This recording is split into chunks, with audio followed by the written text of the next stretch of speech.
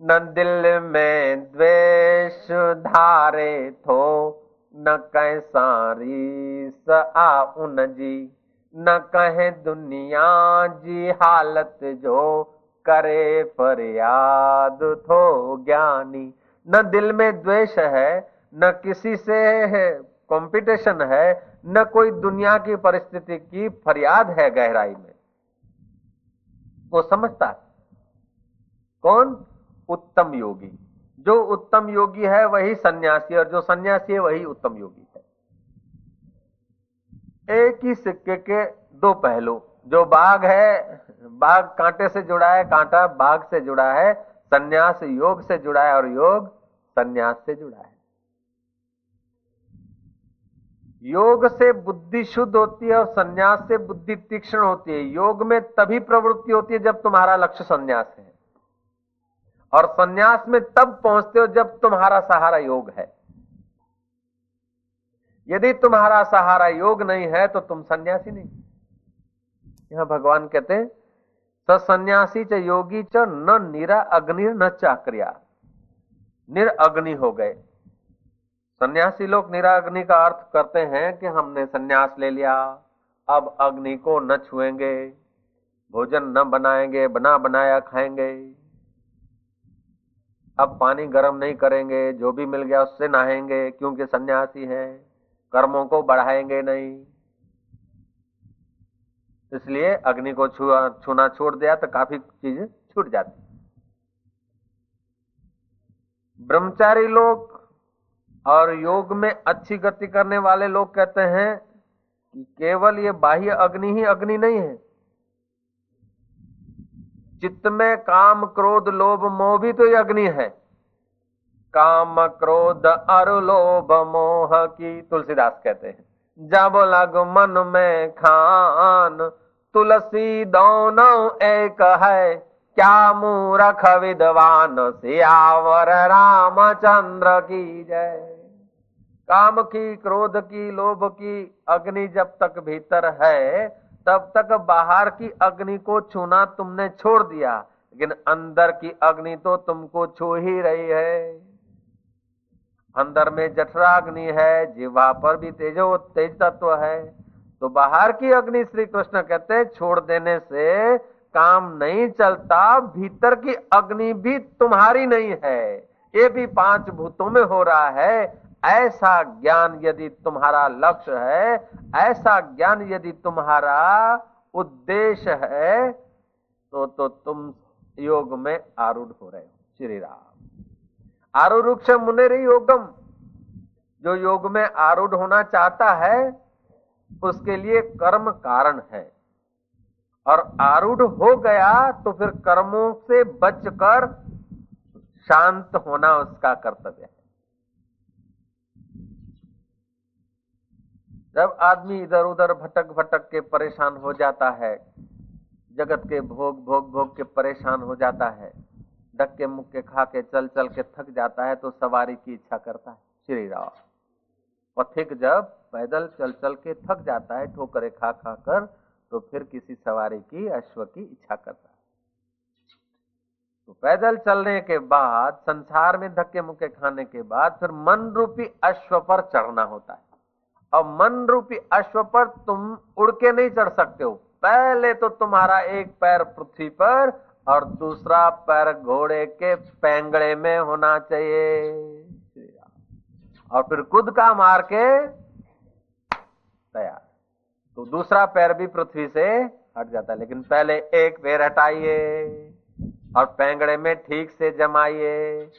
पैंगड़े में तो जमा लिया, लेकिन तुम्हारा लक्ष्य प्रयोजन जो घोड़े पे बैठना नहीं है, तो घोड़े से गिरना होगा। पैंगड़े में तो पैर डालो, लेकिन तुम्हारा उद्देश्य घोड़े पर सवार होने का होना चाहिए। निष्प्रयोजन पैंगड़े में पैर डालोगे तो महाराज एक टोटियो ऊंचो बीजो टोटियो नीचो, तुम्हारी गर्दन दहेड़ाती जैसे। जो लोग कर्म करते रहते हैं लेकिन मन रूपी अश्व पर सवार होने का जिनका उद्देश्य नहीं है, वे लोग कर्म के पैंगड़े में उलझ जाते हैं। और जो लोग कर्म छोड़ के बैठे हैं वो प्रमाद के पैंगड़े में, कीचड़ में घुस जाते हैं। कोई कोई सतगुरु का प्यारा गुरुमुख होता है, वो कर्म के पैंगड़े में पैर डाल के दूसरा पैर घुमा के घोड़े पर सवार हो जाता है और फिर घोड़े को काबू करना उसके दाएं हाथ का खेल हो जाता है। जब तक पैंगड़े में पैर डालकर दूसरा पैर घुमाकर दूसरे पैंगड़े में नहीं आता, तब तक अश्व तुम्हारे अधीन दौड़ेगा और तुम्हारे को यात्रा कराएगा। ये सपना देखना छोड़ लो। घोड़े की पूंछड़ी पकड़ी, घोड़ा जहां जाएगा वहां तुम घसीटे जाओगे, लेकिन घोड़े की लगाम हाथ में आ गए और पैंगड़े के द्वारा आप घोड़े पर सवार हो गए तो आप जहां चाहते हो, जो तुम्हारा उद्देश्य है, संसार में सफलता चाहते हो तो भी और परमात्मा को पाना चाहते हो तो भी, तो तुम्हारा मन स्थिर, तुम्हारा तन स्थिर, तुम्हारी सूरत स्थिर, तुम्हारी नयन स्थिर हो जाए तो तुम बेमाप हो जाओगे। क्यों कि बेमाप परमात्मा है और तुम और परमात्मा में वास्तविक में कतई दूरी नहीं है, एक तिनखे भर का भी फासला नहीं है। फिर भी फासला हो रहा है, उसका कारण केवल तुम्हारा देह में आत्मबुद्धि हो गई है, और देह में आत्मबुद्धि हो गई, उस आत्मबुद्धि में आत्मबुद्धि होने के कारण जड़ता आ गई बुद्धि में। उस बुद्धि की जड़ता को हटाने के लिए श्री कृष्ण कहते हैं अनाश्रिता कर्म फलम कार्यम कर्म करोति यः सन्यासी च योगी च न निराक्रिया। कई ब्रह्मचारी लोग अर्थ करते हैं कि अग्नि का त्याग माना स्त्री है अग्नि, स्त्री है अग्नि और पुरुष है घी का गोला। अग्नि के समक्ष घी का गोला रख दिया तो वो बेचारा बह जाता है। ऐसे ही जिसको परमात्मा पाना है तो वो अपने जीवन को नाश न करे, अग्नि का त्याग कर दे। जैसे पुरुष के लिए स्त्री अग्नि है, ऐसे स्त्री के लिए पुरुष का संग भी अग्नि जैसा है। स्त्री स्त्री आपस में बैठेगी तो विकार नहीं होगा, लेकिन स्त्री किसी युवक के समक्ष देखेगी तो हो सकता है उसे विकार उठे, युवक युवती को देखेगा तो विकार उठेगा, और उन विकारों में वो कामनाएं उठेगी तो राम का आनंद गायब हो जाएगा। तुलसीदास कितना सुंदर कहते, जहां काम तहां नहीं राम, जहां काम तहां नहीं राम, तुलसी दोनों रह न सके, रवि रजनी एक ठाम, सियावर रामचंद्र की। जब कामनाएं होती तो आपका कॉन्फिडेंस डगमगाने लगता है और आप अपने को लाचार मानने लगते हैं, परिस्थितियों के गुलाम मानने लगते हैं, और मैं तो ये हूं, दीनहीन हूं। और जब कामनाओं से किसी भी हिसाब से गुरु उठा देते हैं, या युक्ति से, प्यार से, मार से, ताड़ से, भगवान की गुरु की कृपा होती है, और थोड़ा ही समय जब आप कामनाओं से दूर होते हैं तो आपको अपना मनोबल पर, अपने संकल्प बल पर, अपने कर्म बल पर, अपने लक्ष्य बल पर उत्साह होता है, हिम्मत आती है, कॉन्फिडेंस आ जाता है। श्री राम। तो जितनी जितनी कामनाएं कम होती है उतना उतना राम का फोर्स बढ़ जाता है, और उतना उतना राम की आवाज सुनाई पड़ती है। और जितनी कामना जोरदार होती है तो आदमी बहरा हो जाता है और राम की आवाज सुनता नहीं, काम की आवाज ही राम की आवाज समझ लेता है। ऐसा नहीं कि आकाशवाणी हजरत मूसा को हुई, ईसा को हुई, महावीर को हुई, लीलाशाह बापू को हुई, या आसाराम बापू को हुई और तुमको नहीं हो सकती है। भगवान तो सतत बोलते रहते बाबा। शास्त्र का एक नियम है कि जब कोई पूछे नहीं तो बोलना नहीं चाहिए, निष्प्रयोजन उपदेश नहीं देना चाहिए, पूछे कोई तभी बोलना चाहिए। भगवान से तो हम पूछते नहीं फिर भी बोलते रहते हैं। भाई देखो, एक आदमी जा रहा है और अंधा है, सामने खड्डा है, अंधा है और सामने अंगारे पड़े हैं, नंगे पैर हैं, तो अब वो पूछे चाहे न पूछे, क्योंकि उसके पूछने की क्षमता ही नहीं, फिर भी दयालु पुरुष बोल देता है ताकि ये कहीं किनारे लग जाए, क्योंकि भगवान सबका सुहृद है। मित्र बिना पूछे भी बोलता है। भगवान तो मित्र भी है, माता भी है, पिता भी है, गुरु भी है, सखा भी है। जब सर्वस्व है तो उनके लिए ये नियम लागू नहीं पड़ता कि हम जब पूछे तब बोले। नहीं, वो बोलता रहता है। कभी न कभी तुम सुन लो, उस आशा में वो सदा के लिए गुनगुनाता रहता है। बोलो भगवान अंतर्यामी देव की जय। श्री राम जय जय राम। श्री राम। तुम्हारे अहंकार का बोलना बंद हो जाए तो भगवान का बोलना सुनाई पड़ेगा।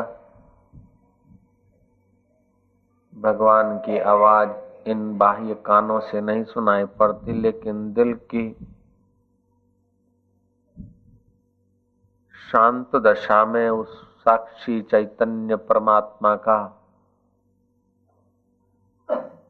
आनंद रूपी आवाज सुनाई पड़ सकता है। खूब शांत होते जाओ। संकल्पों की परंपरा से जीव की शक्ति क्षीण होती जाती है। जितने संकल्प कम होते जाएंगे उतना योग में आरूढ़ होता जाएगा साधक। मन रूपी घोड़े पर यदि दोनों पैर दोनों तरफ रख के ठीक सवार हो जाओगे तो ये घोड़ा गंतव्य स्थान पर, लक्ष्य पर पहुंचा देगा। फिर पता चलेगा कि मन का अपना प्रभाव कुछ नहीं। खूब शांत होते जाओ, देखते जाओ मन के विकल्पों को, मन के विचारों को निहारते जाओ। नींद न आ पाए, मनोराज न हो पाए, आंख खुली रखो तो आधी खुली रखना या तो बंद कर देना। हो सके तो अर्धमुंदित आंख श्वासोश्वास को देखते जाओ।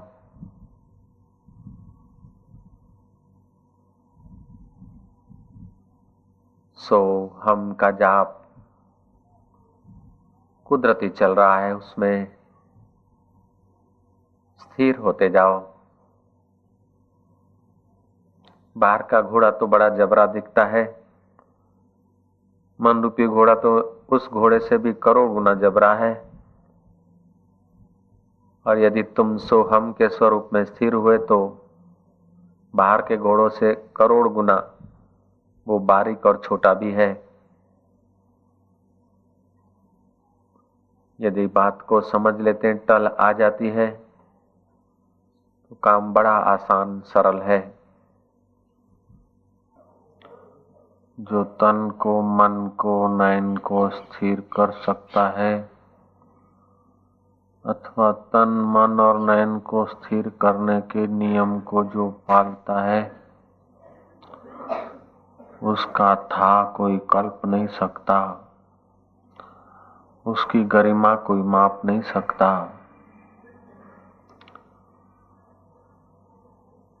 और उस गरिमा को पहुंचने के लिए प्रारंभिक निष्काम कर्म है। निष्काम कर्म करने से मन रूपी घोड़े के पैंगड़े में एक पैर आ जाता है, दूसरा पैर उठाकर पृथ्वी से घोड़े के दूसरे पैंगड़े पर में डाल दिया जाता है।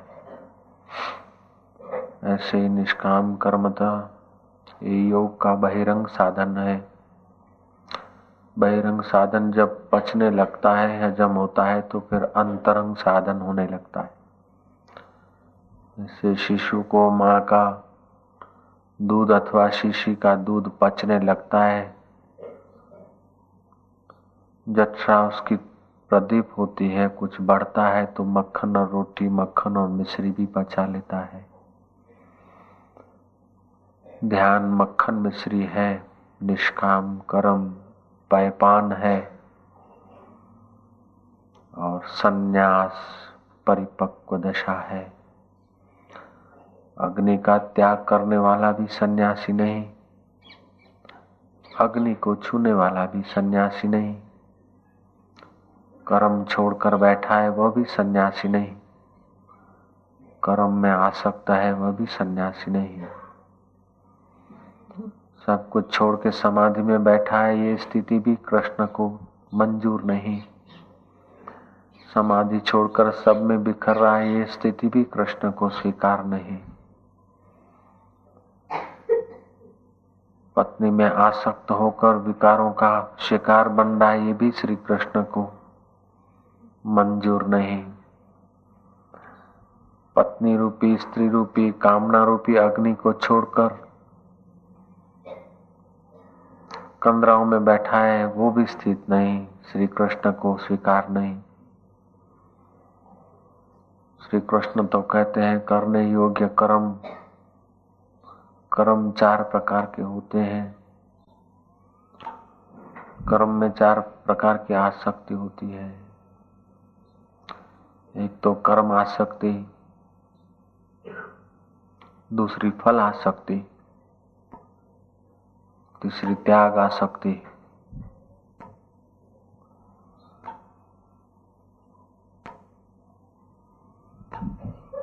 चौथी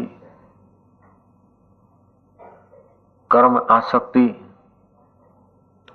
जैसे किसी को कर्म करने की आदत पड़ गई, कर्म किए जा रहा है, उद्देश्य कुछ नहीं, ये कोई निष्काम कर्म नहीं है, कोई लट्ठी से पानी कूट रहा है, निष्प्रयोजन है। कर्म में प्रयोजन होना चाहिए लेकिन आसक्ति नहीं।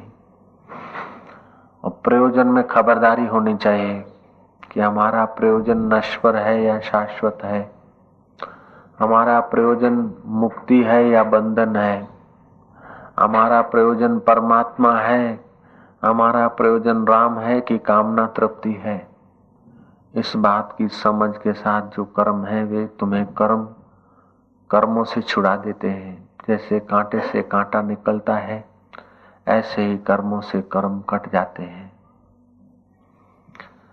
अनाश्रिताः कर्म फलम कार्यम कर्म करोति यः स सन्यासी च योगी च न निराकनिर्चाक्रियाः यम सन्यासमितिर प्राहुर्योगम तम विद्धि पांडवाः न संन्यस्त संकल्पो योगी भवति कश्चन। संकल्पों का त्याग, वैसे देखा जाए तो सब अद्वितीय परमात्मा है, सब एक परब्रह्म परमात्मा का ही स्वरूप है। उस स्थिति को न समझने के कारण रथी और सारथी के रूप में भगवान रथी बनकर तुम्हारे जीवन के रथ को चला रहे हैं, प्रेरणा दे रहे हैं।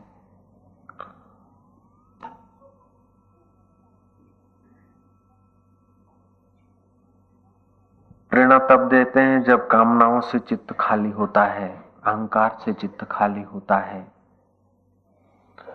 जितना जितना अहंकार और कामनाएं कम होती है उतना उतना परमात्मा प्रेरणा का स्वाद आता है। जप से, प्राणायाम से, मौन से तुम्हारी कामनाएं कम होने लगती है। वाणी का मौन के साथ साथ धीरे धीरे मन का मौन होने लगता है। मन का मौन बड़ी ऊंची दशा है। अच्छे अच्छे भले भले योगी इंद्रियों का मौन कर लेते हैं लेकिन मन का मौन नहीं हो पाता है। कई लोग तो इंद्रियों का मौन भी नहीं कर सकते। कर्म आसक्ति है, फल आसक्ति है, अकर्मण्यता की आसक्ति है, अकर्ता की आसक्ति है। इन आसक्तियों में अकर्ता भाव की आसक्ति, कर्ता भाव की आसक्ति, कर्म की आसक्ति, फल की आसक्ति, इन 4 आसक्तियों में उलझ जाते हैं। कृष्ण कहते हैं कि इन चारों में से एक भी आसक्ति तुम्हारे में न हो। दुष्कृत्य तो छोड़ देना ही चाहिए, लेकिन सत्कृत्य छोड़ने का मौका आए तो भी वो छूट जाए। कृत्य मात्र छोड़कर तुम अपने आप में बैठने की क्षमता ले आओ तो समझो तुम सन्यासी हो, तुम योगी हो। गुफा में बैठने से ही तुम योगी नहीं हो, कपड़े रंगने से ही तुम सन्यासी नहीं हो, लेकिन तुम्हें अपने घर की खबर पड़ जाए, तुम्हें अपने महिमा की गरिमा की खबर पड़ जाए, जिस समय तुम उपयोग करना चाहो इंद्रियों का कर लो, जिस समय मन का उपयोग करना चाहो कर लो, बुद्धि का उपयोग करना चाहो कर लो, पदार्थों का उपयोग करना चाहो कर लो, और जिस समय ब्रेक लगाना चाहो तो लगा दो। लेकिन ये चाह तुम्हारी शत्रु या मित्र भाव से प्रेरित न होनी चाहिए, ये चाह में तुम्हारे विकार न होने चाहिए, इन चाहों में तुम्हारे काम न होना चाहिए, इन चाहों के द्वारा तुम्हारा राम का पैगाम चमकना चाहिए। इस श्लोक का अर्थ यदि समझ में आ जाए, इस श्लोक की यदि गहराई का स्वाद आ जाए, तो आप खुली आंख जनक की नाई समाधि का अनुभव कर सकते हैं। खुली आंख समाधि तब तक नहीं लगती जब तक बंद आंख की समाधि का अभ्यास नहीं किया। ध्यान संन्यास की यात्रा करता है, ध्यान के द्वारा संन्यास की यात्रा तय होती है। ध्यान में यदि संन्यास लक्ष्य नहीं है तो ध्यान में रुचि नहीं होगी। लक्ष्य तो तुम्हारा संन्यास होना चाहिए। संन्यास का अर्थ है कि इच्छाओं और वासनाओं का कर्तृत्व का न्यास, कर्तापना भोक्तापने का न्यास। जो करता है वो भोगता है और जो भोगता है वो सुखी दुखी है। ऐसा कोई कर्म नहीं है जो निष्प्रयोजन हो। कर्म के पीछे प्रयोजन है और तुम्हारा प्रयोजन संन्यास होना चाहिए। तुम्हारा प्रयोजन यदि संन्यास है तो तुम्हारा मनुष्य जन्म सार्थक है। नादानुसंधान शब्दानुयोग सुंदर है, शब्द सुनते सुनते मन लीन हो जाता है, लेकिन मन लीन होने का भी साक्षी होना जरूरी है। ध्यान करते करते मन शांत हो जाता है, लेकिन शांति का भी साक्षी तुम हो। कर्म करते करते इंद्रियां बहिर्मुख हो जाती है, मन विक्षिप्त हो जाता है, विक्षिप्त होने के भी तुम साक्षी हो जाओ। श्री कृष्ण बड़ी ऊंची बात कह रहे हैं।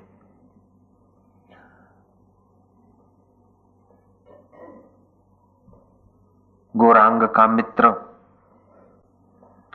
5 वर्ष का था। मां ने कहा बेटा पड़ोस से अग्नि ले आ। वो अग्नि लेने गया तो जीव गोस्वामी जी ने चिमटा उठाया, अग्नि का बड़ा अंगारा लेकर उस बच्चे को कहते ले जा, बर्तन तो नहीं हाथ में ले जा।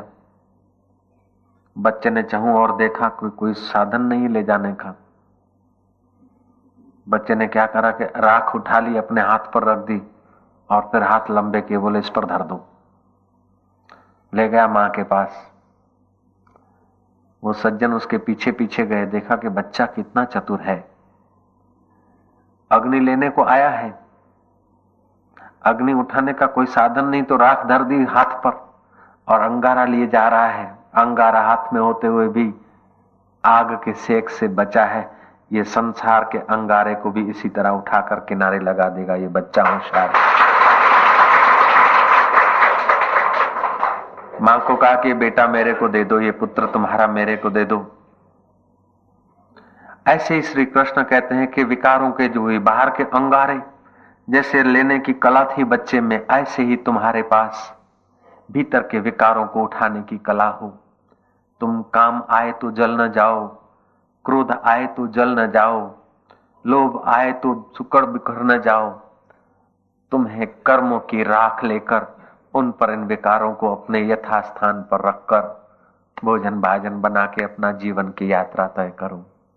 इसी को बोलते अनाश्रिता कर्म फलम कार्यम कर्म करोति यः। अनाश्रिता कर्म फलम कार्यम कर्म करोति स सन्न्यासी च योगी च न निराग्निर्न चाक्रियः। स सन्न्यासी च योगी च न निराग्निर्न चाक्रियः। जो पुरुष कर्म फल का आश्रय न लेकर करने योग्य कर्म करता है वह सन्यासी है। कर्म के फल का परिणाम न चाहे। कर्म के फल हमेशा नाशवान होते हैं, तो अशुभ कर्म तो न करे, लेकिन शुभ कर्म का फल जो स्वर्ग है या यश है या वाहवाही है, उसकी भी जो इच्छा नहीं करता है तो हृदय शुद्ध होता है, और शुद्ध हृदय में ध्यान करने की क्षमता बढ़ती है, और ध्यान की क्षमता बढ़ी तो अपने आप को जानने का सौभाग्य मिल जाता है।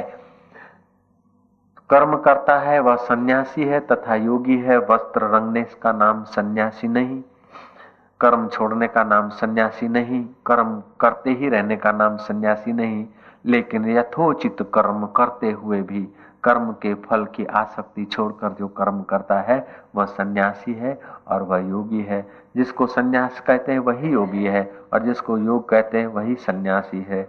ये नाम दो मात्र है, सन्यासी और योगी। बाघ और कांटा दो नाम मात्र है, रुपया एक ही है। ऐसे ही लक्ष्य एक ही है, सन्यास कह दो अथवा योग कह दो। तो जनक पक्के सन्यासी हैं, जनक पक्के योगी हैं। सुखदेव बड़े सन्यासी हैं, योगी हैं। अष्टावक्र पूरे सन्यासी हैं, योगी हैं। तो सन्यास और योग एक ही लक्ष्य का अलग अलग नाम रखे गए हैं। जैसे साईं और आशाराम जी अथवा साईं और बाप जी, तो एक ही व्यक्ति के दो नाम है, बाप जी और साईं। ऐसे ही सन्यास और योग एक ही चीज के दो नाम है। तो जो सन्यासी है वही योगी है, जो योगी है वही सन्यासी है। घर बार छोड़ने का नाम सन्यास नहीं, घर में गूंदे रहने का नाम सन्यास नहीं, अग्नि को न छूने का नाम सन्यास नहीं, अग्नि में तपते रहने का नाम सन्यास नहीं। अग्नि उठाए जा रहा है और अग्नि के सेक से पार है, वह सन्यासी है, वह जीवन मुक्त है। एक सन्यासी बाबा अग्नि ताप रहे थे, भक्त ने आकर कहा कि महाराज, सन्यासी को तो अग्नि छूना, अग्नि तापना मना है, अग्नि का सानिध्य करना ही मना है। तो बाबा जी कहते हैं कि पेट में जठराग्नि है, जीवा पर तेज तत्व है। तो बाहर जो अग्नि अग्नि को ताप रही है, मैं तो इन दोनों अग्नियों का दृष्टा, मैं इन दोनों अग्नियों का साक्षी, असंग निरंजन आनंद स्वरूप हूं बेटा। मैं कभी अग्नि को छूता नहीं, अग्नि को लेता नहीं, देता नहीं, मैं दृष्टा मात्र हूं। भक्त चरणों पे गिर गया, बाबा आप सन्यासी हैं, वस्त्र भले आपके श्वेत हैं, लेकिन आपका हृदय पूरा पूरा रंगा है।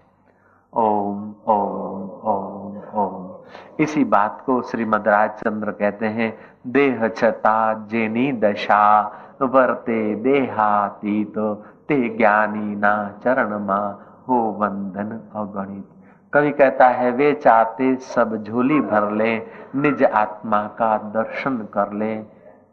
निज आत्मा का, अपने आप को यदि जान लिया तुमने तो तुम्हारे कर्म तो होते चले जाएंगे, लेकिन कर्मों में कर्तृत्व न आएगा। तुम्हें कर्म करने का भी मजा आएगा। कर्म करने का मजा तब है कि कर्म छोड़ने की भी पूरी तैयारी हो। रुपया रखने का तुम्हें तब अधिकार है कि रुपया छोड़ना पड़े तो देर न लगे। जीने का तुम्हें तभी अधिकार है कि मरने के लिए बिल्कुल तैयार रहो। एक सम्राट ने महल बनाया था, चारों तरफ खूब खबरदारी रखी कहीं जमदूत आ न जाए, मौत आ न जाए। खूब बंदिश रख दी, खिड़कियों को भी खूब बंद रखा। महाराज खिड़कियां भी बंद करा दी, एक ही दरवाजा रखा। दूसरा मित्र साथी आया, राजा देखता है कि हाँ ये महल बढ़िया है, सुरक्षा का है, मैं भी अपना ऐसा ही महल बनवा लूंगा। फुटपाथ पे एक फकीर था, मस्त। राजा जब उसको अलविदा देने आया तो फकीर दोनों को देखकर रो रहा है। धार्मिक राजाओं ने पूछा कि बाबा जी तुमको किसने सताया, तुम क्यों रो रहे हो? बाबा कहते हैं कि किसी ने सताया इसलिए नहीं रो रहा हूं, महल में कुछ कमी रह गई है उसलिए रो रहा हूं। दोनों चकित थे क्योंकि दोनों उस महल से प्रभावित थे, सब द्वार बंद थे। बाबा ने कहा कि इस महल में एक कमी रह गई है। सम्राटों ने पूछा क्या कमी रह गई? कि एक द्वार रह गया है, इससे मृत्यु आ सकती है, घुस सकती है। राजा अंदर बैठ के ये द्वार भी फिट करा दे। दोनों सम्राटों ने कहा ये द्वार बंद करने से हमारा जीवन ही जी नहीं सकते, तो मृत्यु आ जाएगी। बोले जब मृत्यु आ जाएगी इस द्वार से तो फिर और द्वार बंद क्यों किए, और द्वार भी खोल दो, सारे द्वार खोल दो, मृत्यु को आमंत्रण दो, मौत के लिए नितांत तैयार रहो, यही जीने का तरीका है। मौत से घबराते फिरोगे, मौत से बचते फिरोगे, द्वार बंद करते फिरोगे, मौत से बचने का तुम्हारा प्रयोग ही मौत ले आएगा। मौत से बचने के लिए यदि द्वार बंद कर दिया तो उसी समय मौत हो जाएगी। ऐसे जब तुम्हारा शरीर छोड़ने का मौका है तो तैयार, धन छोड़ने का मौका है तो तैयार, काम छोड़ने का मौका है तो तैयार, कर्म फल छोड़ने का मौका है तो तैयार, आश्रम छोड़ने का मौका है तो तैयार, घर छोड़ने का मौका है तो तैयार। अटका जोगी फटका छाला, जत का जाला तित का खाला। ऐसा जब जीवन हो तो ये जीवन मुक्त दशा होती है। ये पक्की पहाड़ी भाषा है। एक बार नैनीताल छोड़ने का मौका आया स्वामी जी में, तो दर्शन छोड़कर, सानिध्य छोड़कर जाना तो अच्छा नहीं लगता था, लेकिन आज्ञा थी जाओ जाओ, तो चल दिए। तो माली दौड़ता है, बोले क्या स्वामी जी की आज्ञा, जा रहा हूं। देखा कि ये मुस्कुरा रहे। भाई तो तुमको दुख नहीं होता, चेहरा नहीं उतरता? तो बड़े भाई ने कहा कि तो जोगी है, अटका छोली, अटका जोगी पटका छाला, जो छाल है मृग छाल है उसको पटक, अटका जोगी पटका छाला, जित का जाला तित का खाला। जहां गया खा लिया, जहां जाया रह लिया। तो तुम्हारा जीवन किसी देश विशेष में, किसी वस्तु विशेष में, किसी परिस्थिति विशेष में, किसी कर्म विशेष में चिपकना नहीं चाहिए। यह है कर्म की कुशलता। कर्म तो करो। कुशल कौन है आदमी कि कोयले की खान में जाए और दाग न लगे। ऐसे कर्म के मैदान में रहते हुए कर्म में आसक्ति न हो, ये कर्म कुशल है। योग कर्म सुकुशल। कर्म की कुशलता यह कि उन्हीं कर्मों से तुम्हारे कर्म कट जाए। कांटा चुभाने की कुशलता यही है कि चुभा हुआ कांटा निकल जाए, नहीं तो बेवकूफी। कांटा दर्द कर रहा है, पीड़ा कर रहा है, बोले क्या करें, एक कांटा चुभा है, फिर दूसरा चुभाने की क्या जरूरत है, बैठे रहो, पीड़ा नहीं जाएगी। दूसरा आदमी है, कांटा चुभा रहा है, लेकिन ऐसी जगह चुभा रहा है, ऐसे ढंग से चुभा रहा है कि वो चुभा हुआ कांटा भीतर जा रहा है और अलग अलग छेद हो रहे हैं। और तीसरा एक ऐसा आदमी है कि कांटा चुभा है और दूसरा कांटा लेकर ऐसे ढंग से चुभाता है कि चुभा हुआ कांटा बाहर आ जाता है। इसी को बोलते अनाश्रिता कर्म फलम, अनाश्रिता कर्म फलम, कार्यम कर्म करोति यः कार्यम ससन्यासी च योगी च, ससन्यासी च न निराग्निर्य न चाक्रियः यम सन्न्यासमिति प्राहुर्योगम, यम सन्न्यास तम विद्धि पांडवः न सन्न्यस्त संकल्पो योगी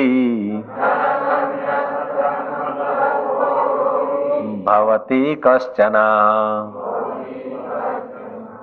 न सन्न्यस्त संकल्पो योगी भवति कश्चन। यम सन्न्यासमिति प्राहुर् योगम तम विधि पांडवः। यम सन्न्यासमिति प्राहु योगम तम विधि पांडवः। यह लिखा है योगम तम विधि पांडवः। न सन्न्यस्त संकल्पो योगी भवति कश्चन।